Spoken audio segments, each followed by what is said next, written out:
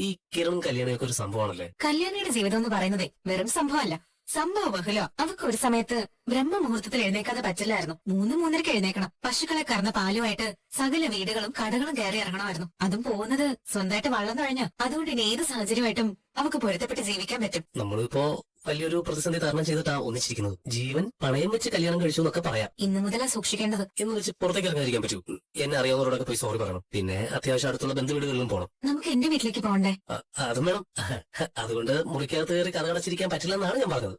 ഗംഗ എന്താണെന്ന് ഇപ്പൊ എന്നെ പോലെ തന്നെ ദിലീപേട്ടനും അറിയാം. അവൻ ഇരട്ടത്ത് കിട്ടിയ അടിയാ എന്റെ വിവാഹം. ഇങ്ങനെ ഒരു ചടങ്ങ് നടക്കുന്നുണ്ടെന്ന് അറിഞ്ഞിരുന്നെങ്കിൽ അവൻ ജീവൻ പണയം വെച്ചും അവിടെ വന്നേനെ. ഇനിയിപ്പോ ഈ വീട്ടിലേക്ക് അവൻ പല വേഷത്തിലും വരാനുള്ള സാധ്യതയുണ്ട്. എന്റെ അച്ഛനെ കൊന്നവനാണ്. അതുകൊണ്ട് എന്റെ അമ്മയ്ക്ക് പോലും ഇപ്പൊ അവന് ഭയമില്ല. ആകെ അമ്മ ഭയക്കുന്നത് നമുക്ക് എന്തെങ്കിലും സംഭവിക്കുന്ന.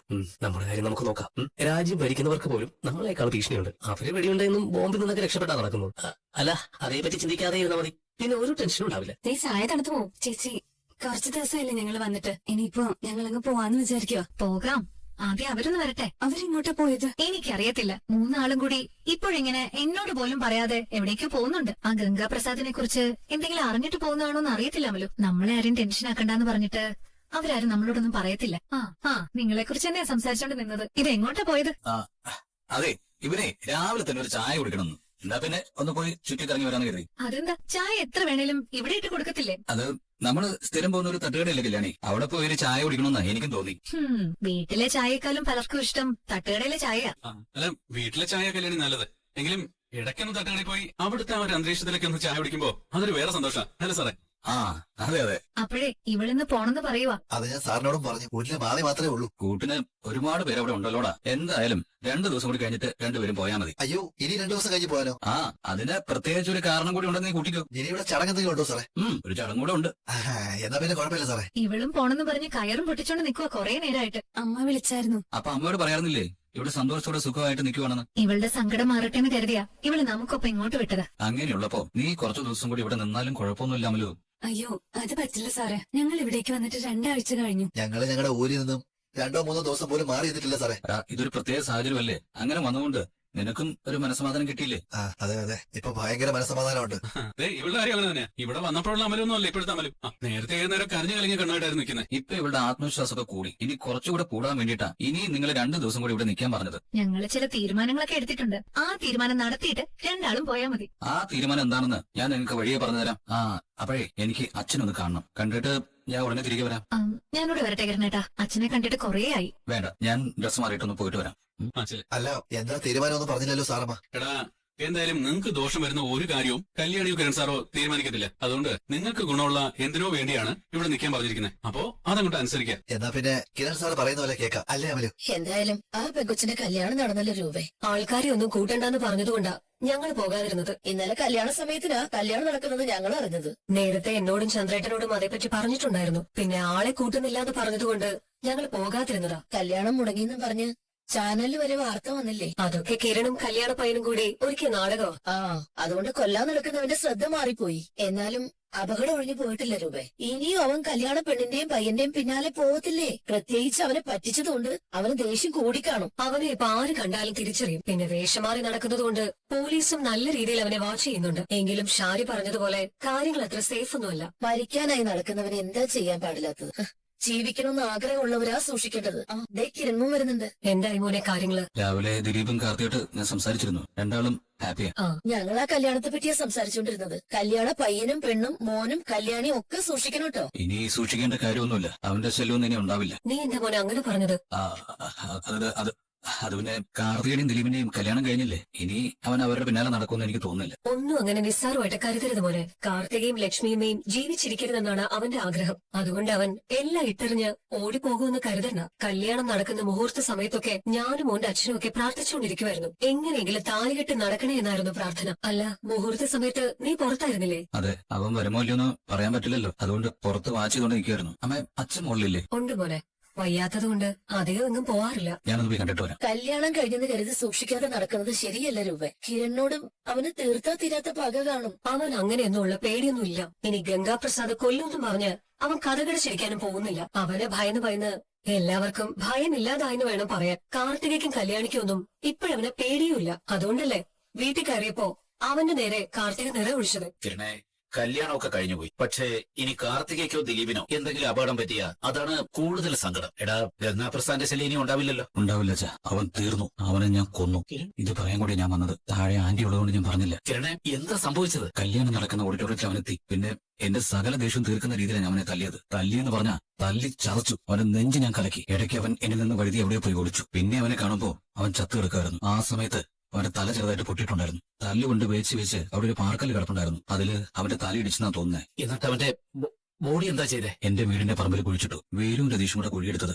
അവന് മണ്ണിട്ട് മൂടി അതിന് മുകളിൽ ഒരു തെങ്ങന്തയും വെച്ചു. കേട്ട വാർത്ത നല്ല വാർത്തയാ. ഇനിയിപ്പോ അവനെ പോലൊരു തന്നെ കണ്ടില്ലെന്നും പറഞ്ഞ് പോലീസ് അന്വേഷണം നടത്താൻ പോകുന്നില്ല. അല്ലെങ്കിൽ തന്നെ അവൻ പിടികിട്ടാ പുള്ളിയല്ലേ. ഇനി ജീവിതകാലം മുഴുവൻ അവൻ ആ പേര് തന്നെ അറിയപ്പെട്ടോളും. പിടികിട്ടാ പുള്ളി, സുകുമാരക്കുറുപ്പിനെ പോലെ. ഇനിയിപ്പോ അവന്റെ ശല്യം ഉണ്ടാവില്ലല്ലോ അല്ലേ? എന്ന് പറയാൻ പറ്റില്ല. അവൻ സ്നേഹിക്കുന്ന ഒരു പെണ്ണ് ജയിലിലുണ്ട്, കൂട്ടുകാര് പുറത്തുണ്ട്. അതുകൊണ്ട് ഏത് വഴി അപകടം വരുമെന്ന് പറയാൻ പറ്റില്ല. എടാ, അവൻ ഓഡിറ്റോറിയത്തിന് മുന്നിലൂടെയാണോ വന്നത്? അല്ല, പിന്നെ അപ്പുറത്തോടി. അതെന്തായാലും ഭാഗ്യമായി. ആ ഓഡിറ്റോറിയത്തിന് പിന്നിൽ CCTV ഒന്നുമില്ല.